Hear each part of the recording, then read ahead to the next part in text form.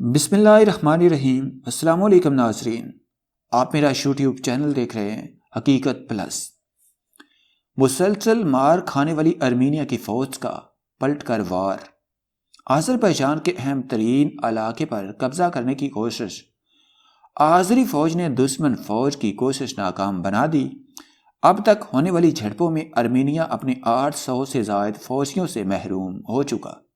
Nagorno Karabakh کے کئی علاقے بھی چھن گئے۔ ویڈیو کی تفصیل میں جانے سے پہلے حسب معمول نئے آنے والے دوستوں سے گزارش ہے کہ پہلے ہمارے چینل کو سبسکرائب کریں اور ساتھ میں بیل کے نشان کو دبائیں۔ اس ویڈیو کو لائک کرنے کے ساتھ ساتھ کمنٹ باکس میں اپنے قیمتی آراء سے ہمیں ضرور آگاہ کریں۔ مسلسل مار کھانے والی ارمینیا کی فوج کا پلٹ کر وار، آذربائیجان کے اہم ترین علاقے پر قبضہ کرنے کی کوشش۔ غیر ملکی میڈیا کی جانب سے فراہم کردہ تفصیلات کے مطابق مسلسل کئی ہفتوں سے مار کھانے والی ارمینیا کی فوج نے پلٹ کر وار کرنے کی کوشش کی ہے۔ بتایا گیا ہے کہ ارمینیا کی فوج نے آذربائیجان کے اہم پہاڑی علاقے پر حملہ کر کے قبضہ کرنے کی کوشش کی ہے،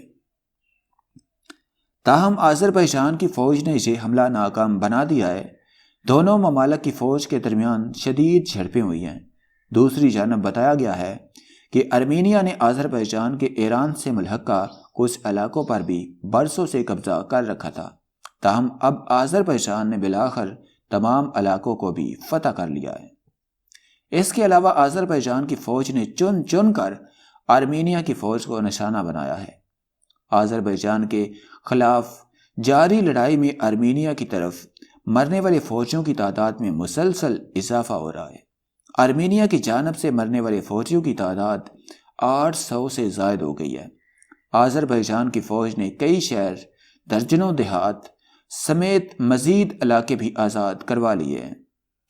آذری فوج کی جانب سے جاری بیان کے مطابق تمام حادثوں پر ارمینی فوج کے بنیادی ڈھانچوں اور اس کے عسکری وسائل کو شدید نقصان پہنچایا گیا ہے، جس کی وجہ سے اسے فوجی ساز و سامان، خوراک اور اسلحے کی شدید قلت کا سامنا ہے۔